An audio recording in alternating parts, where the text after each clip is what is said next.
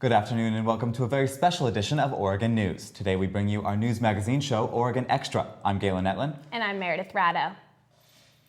The misrepresentation of Native American culture is an ongoing issue of debate in the United States, especially in the world of sports. But with all the talk about mascots, other elements of this controversy are often neglected. Rebecca Stuckerman has the story.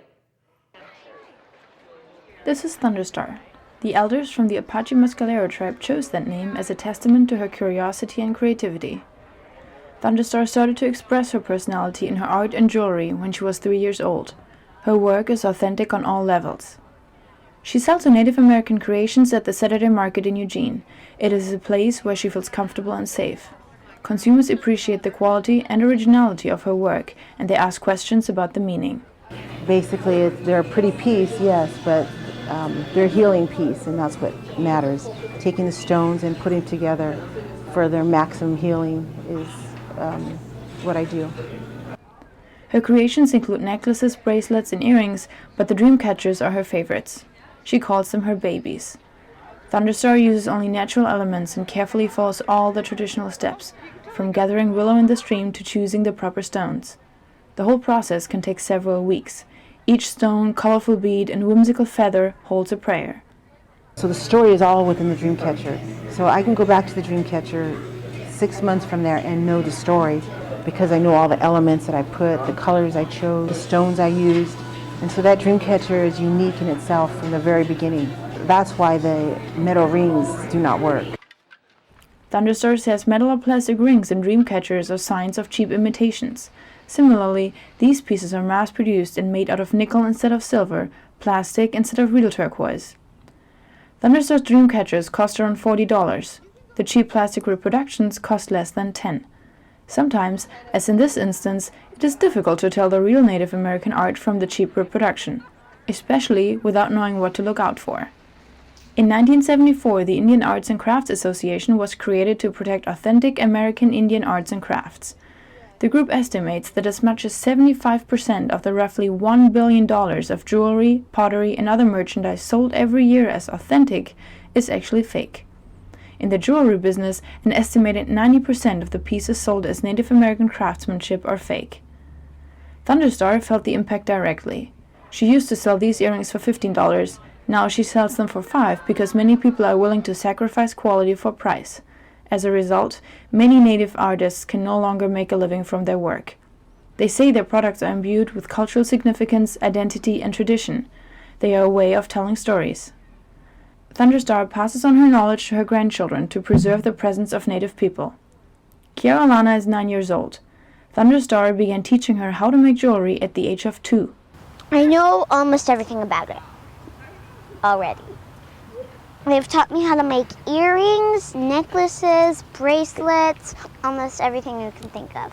I know a lot of stones' meanings and what Indians believed that the stones could do. Thunderstar feels that imitations not only distort the truth, but also contribute to erasing the culture as a whole. The academic term for this phenomenon is cultural appropriation. It refers to picking and choosing elements of a culture by a member of another culture without permission. Deborah Merskin, half Cherokee and half Bohemian, teaches at the University of Oregon. Her research focuses on groups that have been ignored or misrepresented in the media. Taking bits and pieces of other groups that have strong identities and cores is easy to do if you have privilege. There's no consequences really for doing it.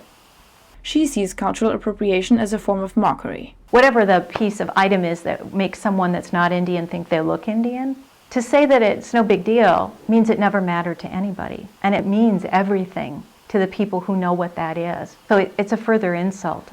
To non-Native artists who justify their work by saying they're honoring the culture, Merskin says, so what percentage are you sending back for education of Native kids on the reservation, or are you contributing to the American Indian College? But the line that separates creativity and innovation from harmful appropriation is thin.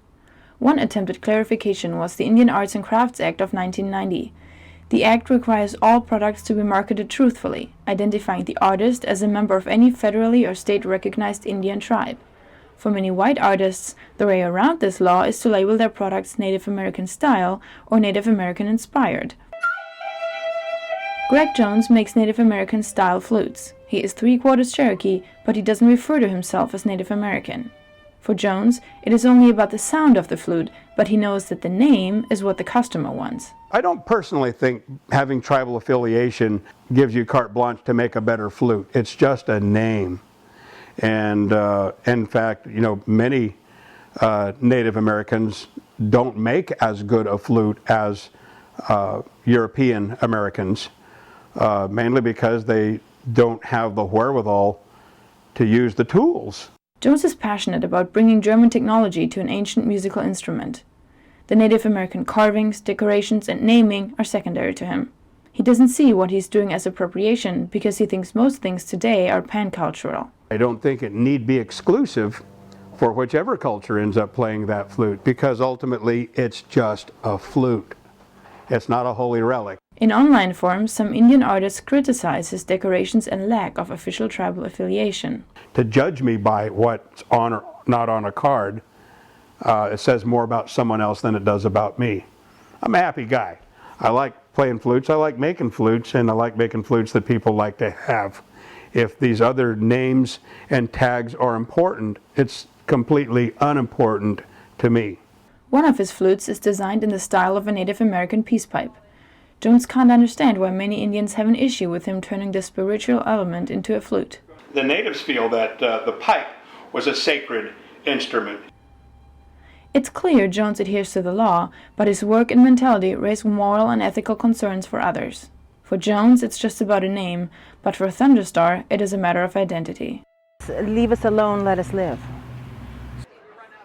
The reality of it is if they really were concerned with our culture, they would leave our culture alone because we know our culture. And if everybody is with that mentality, I'm going to be Native American and take our culture, then what do we have left for our children? Reporting for Oregon Extra, I'm Rebecca Stuckerman. Black onyx, tiger's eye, moonstone, amethyst, tiger's eye, amethyst, moss agate. Thunderstar tries to keep a positive outlook on the future, hoping people will ultimately get tired of what are, in her words, inauthentic and cheap products. Coming up on Oregon Extra, we'll walk you through the growth of food carts in Eugene, including what it takes to get off the streets and into a restaurant. Plus, we hear from some student entrepreneurs about the ups and downs of owning a small business. All this and more after the break. So, I'm kind of new here, but I've noticed a trend. My human does this funny thing where she goes around and gets all my toys, and then she hides them in that basket by the door. But it's always the same basket, and it's always in the same place. And then she acts so surprised when I find them, but, she's putting them in the same basket. Again. It's like, hello, that's where you put it last time. You were the worst at hide and go seek. Food carts are becoming a major part of the restaurant industry in the United States. That's nothing new in Oregon, where the carts have been a tradition for years. But these mobile eateries don't all have permanent homes. Recently, a Portland developer made a decision that will eventually force some downtown food carts to relocate. That's because the land they sit on may soon be the site of a new 4-story apartment building. But in Eugene, the food cart business is thriving. Katie Yovan has the story. While some Portland food carts are fighting to keep their location, Eugene food carts are expanding and excelling. Eugene is becoming a town filled with these restaurants on wheels. From carts just starting up their business to carts that already have turned into restaurants, the Eugene food cart industry is growing. It's a complicated process to get into this business. When opening up a food cart, you have to fill out a mobile food unit plan review packet, followed by getting licensed, having a pre-opening inspection, and then having 2 semi-annual inspections by the Lane County health inspectors. Vendors say that it is worth it when it finally opens. Mike Hartsfield, owner of Twisted Taco, is excited to open up his food cart business this Saturday. He plans on moving his cart throughout different locations during the week and wants to get to know the community while serving people. The thing about a food cart that's nice is you don't have to take too big of a bite. And then the other thing is that in this town, all the food carts are just really, really cool. Everyone is about helping each other out, and so I don't really feel that competitive side. It's more just who's going to want a taco today and who's going to want a burger tomorrow, whatever it is. But so that's kind of how I look at it. The Twisted Taco will be at the Oregon Wine Lab on Thursdays and the Levi Strauss Building on Tuesdays. Vendors who have been in business for years say the food cart community has always been supportive. Slurp, located on the corner of East Broadway and Willamette Street in the Pod, is an acai bowl and smoothie food cart that has been open for a year. Shannon Sloan, the owner, says that since she couldn't get a good tasting acai bowl in Eugene, she wanted to open a food cart to give customers just that. She also said it would have been a lot harder if she hadn't had help. You know, when we first moved in, everybody was so supportive and giving us tips and just input and advice. She enjoys being in a location around other food carts.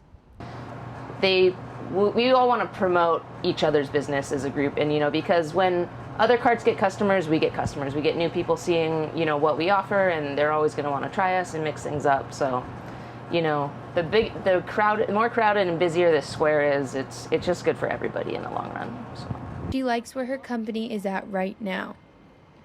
If you want to eat something heavier than just an acai bowl, Delicata serves delicious Southern food. Stephen Shahan and his wife Colleen opened up their first food cart in 2011 and says it has been successful from the beginning, even though the cart takes up most of their time. Stephen says that they wake up every morning at 4:30 to meal prep for that day, as well as take the cart home during the weekend to clean it from top to bottom. Located at 725 Olive Street, this food cart has a constant flow of customers throughout the day. Even through some challenging times, Delicata has come out on top. Community's just been fabulous when it comes to, we were a little skeptical because it's kind of a vegan, vegetarian friendly town, but the meat eaters have come out of the woodwork and made us number 1 2 years in a row. Delicata caters different events from weddings to business lunches and will soon be expanding into a restaurant called the Elkhorn Brewery located at 686 East Broadway. For many of these entrepreneurs, the ultimate goal is to expand into a permanent location, and owners of the Red Wagon Creamery ice cream did just that. Stuart Phillips, officially known as the business guy for Red Wagon Creamery, says they started their cart business 3 years ago and have now succeeded in their goal of moving into a brick and mortar facility. So we started with 1 cart, then we added a 2nd cart, then we added a tricycle, and all along we had realized that we wanted a brick and mortar store and that we also wanted to wholesale. This is sort of the natural evolution of ice cream. Phillips says there has been both positives and negatives that came with moving into the permanent location. The 2 positives from moving into a brick and mortar store for us that we have expanded, so we're able to hire more people, make more ice cream, buy more stuff from the local farms, and that's a blessing. The hardship, the hardest part for me, has been at a cart, you do it all yourself, partly out of economics and partly out of necessity. So having to learn to let go of certain things, to delegate things, has definitely come with growing pains. Not only do they sell their unique flavored ice cream, they have recently brought ice cream cocktails to the menu. On Friday and Saturday nights from 10 to 12 p.m., Red Wagon has turned into a late night hotspot for adults. Boom, you can drink it and not walk away drunk, but walk away slightly happier than just ice cream alone would make it. You can also find this ice cream in natural grocers in both Eugene and Portland area. Phillips is already searching for expansion locations in Southern California. For Oregon News, I'm Katie Yovitt. The food cart industry still has room for growth. Researchers from the Mountain View-based financial company Intuit estimate that by 2017, food carts will become a $2.7 billion industry in the United States. Food cart owners are not the only ones in the area who know the challenges of opening a small business, much less making it successful. Ronald Clark takes a look at some students who have turned classroom dreams into reality. The University of Oregon has one of the highest ranked business schools in the nation. The Lillis Business Complex is home to the university's business administration and accounting programs. With classes such as Management 335, Launching New Ventures, and Marketing 445, Entrepreneur Marketing, students can learn the skills needed to start their own businesses. Senior Jordan Carter is finishing up his entrepreneurial concentration in the business school. He is currently running his own clothing company entitled Chief Repertory Apparel. Carter says the guidance from the school has been very helpful. There's a lot of professors here who actually care about my business and have given me advice, sent me resources, sent me to other professors or instructors to get help, answered any questions I've ever had. Even in classes, they'll tell the classes about my website. They'll let me talk in front of the classes to show off my website. Carter launched his brand in 2011. But he isn't the only Oregon student to break into the clothing industry. University of Oregon senior Sam Hassan is the director of public relations and co-founder of Cultural Blends, a clothing company that you won't have to look too far to find their merchandise. All I did was I emailed the director of merchandise for the Blazers, and I asked her, I said, do you guys want to carry these hats? And it was right after Damien wore our hat, and so I showed her the picture of that. And she immediately was like, yes, I'll take 85 hats. And the hats that she had, they put them out there for Game 4 against the Spurs. And by halftime, all 84 hats were sold. But being a student entrepreneur isn't as easy as it seems. Some work alongside startup accelerator companies like Third Ocean that help entrepreneurs bring their plans to life. We work with startups. We have a client comes in, we narrow in their idea to like an exact business idea, we form a business plan. And we get a team around that idea. So depending on what their strengths and weaknesses are, depends on what pattern we form around. After business ideas are developed, then it's time for the company to create their prototype.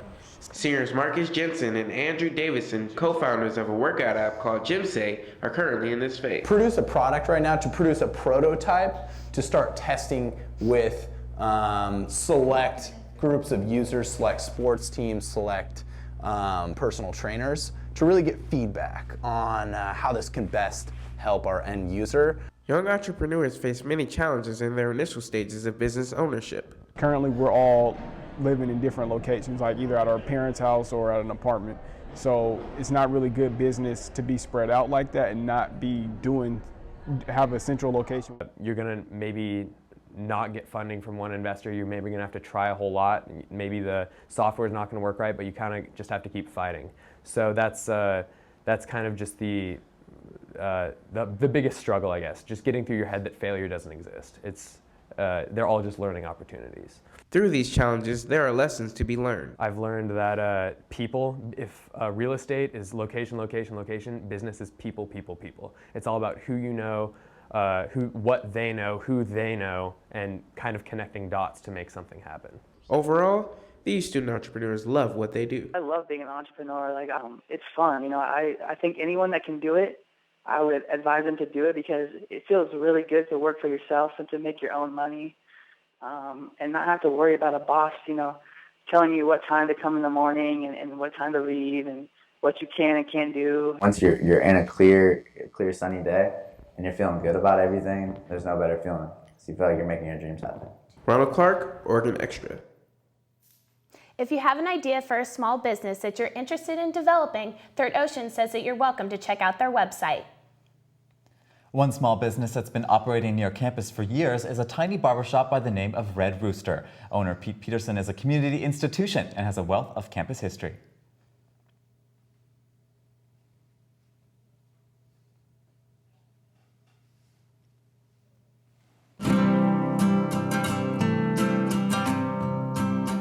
Every day across America, excess food is gathered by a network of good people at local food banks. Read it again. Giving hope to millions of children who struggle with hunger. They've earned their wings, and you can too. Together, we can solve child hunger. Support Feeding America and your local food bank at feedingamerica.org. Welcome back. One small business that's been operating near campus for years is a tiny barbershop by the name of Red Rooster. Owner Pete Peterson is a community institution and also a wealth of campus history.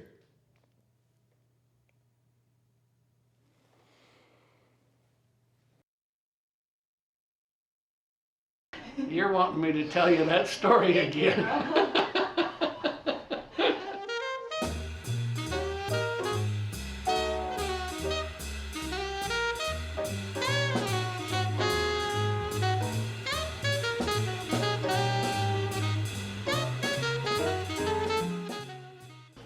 I'm Pete Peterson. I own the Red Rooster Barbershop.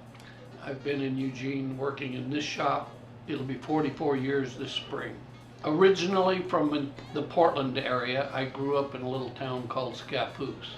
When I got out of the service, I really didn't know what I wanted to do, and I thought, well, I could cut hair and then have that as a job to fall back on.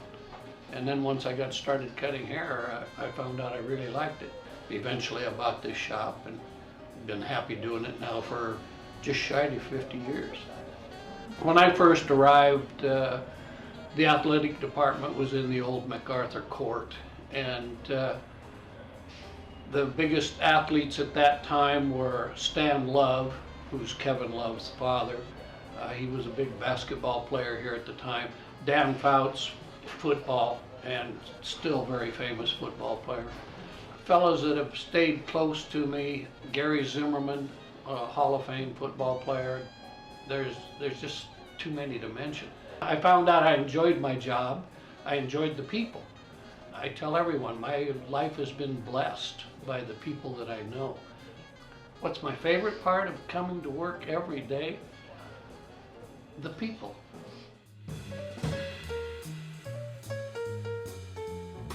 Every one of these things have quite a story behind them.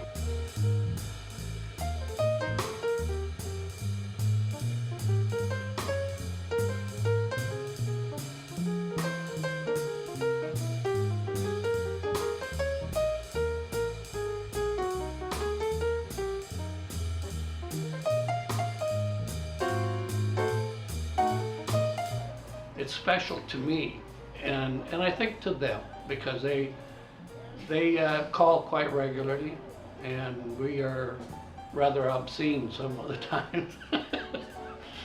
I love my work, and I love my customers, and it's just a wonderful place. That's why I think that 40-some years later, all these people still stay in touch. I mean, that's ridiculous. All right, have a good week. Hopefully everyone that's ever been in here can turn into being a friend. I know that doesn't always happen, but I'd like to think that it would.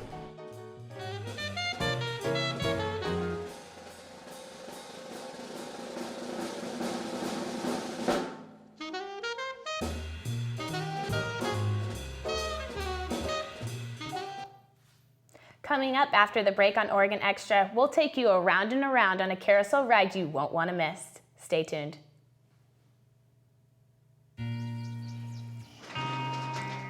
Okay, so this is camera 2. I've got a job to do today. I've got a job to do today.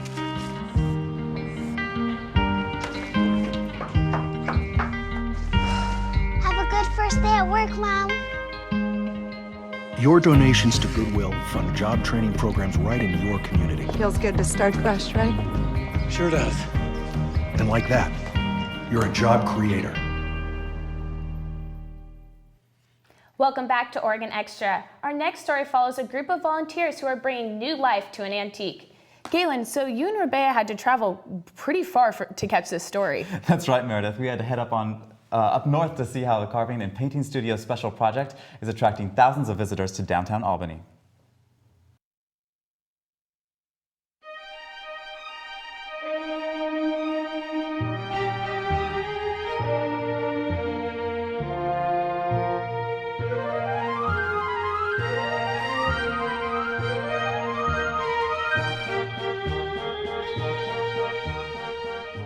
The Albany Brass Ring Carousel is a project for the community, built by the community.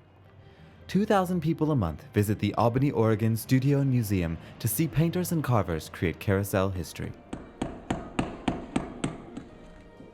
The inspiration to recreate a completely original hand-carved carousel came from similar projects in Missoula, Montana and Salem, Oregon. In the early 2000s, the Dentzel family donated the remains of a 1909 carousel and made the project possible. The nonprofit organization depends completely on donations, grants, and gift shop sales. Fundraising becomes key when costs for materials, electricity, space, and operation are high. Completing one animal costs between $5,000 to $10,000. Despite these challenges, 250 volunteers worked together to turn this vision into reality. Carvers and painters followed the designs of Tara Whitlatch, known for her designs like Jar Jar Binks in Star Wars, and Kurt Christensen, lead artist for the children's cartoon Dragon Tales. The best thing about this project is the fact that everybody works together, and we're kind of a family. We just got a lot of friendships that we never would have had if we didn't have this. Some volunteers have a lot of experience, while others have never carved or painted before. Some are retired and come in almost every day. Others see the project as a hobby and only come in every few months. David Burback is one of the carvers. He originally only wanted to volunteer for a few months. That was 9 years ago. David is currently working on his 5th animal. The animals take about 1,000 to 1,500 hours to carve, and they take about 400 to 700 hours to paint. And then they sit for 6 months to make sure they're dry. Have you ever tried to look into a square block of wood and see a bird in it, and then go after it? With clay, you can add and add and add, and subtract and add and subtract until you get your bird. With wood, you subtract, and that's it. It's a challenge. How many times would you get the opportunity to carve on a carousel? You know, that's gonna last, it's gonna outlast me. I'm working on something that's gonna be here I'll be gone a long time. This thing will still be up and running, most likely. These artists all fulfill their own individually assigned roles. Those more experienced demonstrate patience and understanding when teaching the newcomers. Gwen Marquez has been the lead painter for 5 years. She trains all the incoming painters. This is not the kind of painting that you've ever done before. And I explained to them about stippling, that everything from the first layers of primer right on up is stippled on in order to have the very flat, shiny surface that we do. You could get so that you would just want to sleep under one of the desks and have someone bring you food, you know. At this point, 28 animals are complete. That leaves 32 that have yet to be built. In the end, 52 of the 60 animals will be placed on the carousel. Carvers and painters have found a home in the studio and museum. The mechanism, however, is too big for the main studio. It measures 50 feet in diameter and 25 feet in height. Until completion, it remains in a separate building not open to the public. Putting the mechanism together has been a struggle and a joy, as lead engineer Carl Baker explains. You see, this was a 1909 carousel, and it ran until 1953, and it kind of fell on hard times, and so they sold off the animals. Well, they let the maintenance kind of go to pot too at the end, so a lot of stuff was wore out. So we've been working on it since 2003. We had a pile of parts. We did not know whether we had half a carousel, 2 carousels. We didn't know what we had. Seeing people actually come up and walk in and see this thing, they say, oh, I didn't realize it was going to be so big. And then they turn it on and run it, and it's like, whoa, this is really going to be a carousel. We've started working on this carving animals before we ever had a mechanism. So the question was, is this ever going to actually come to fruition? It's really rewarding to see, you know, this is actually going to happen now. It's actually going to run, and it runs. The organization anticipates the completion of the carousel and building in 2018. The final carousel complex will house the finished carousel along with space for community events, a studio for carving and painting, a gift shop, and a museum about carousel history. It'll be an open space where artisans from all over the world can continue to share their skills with the public.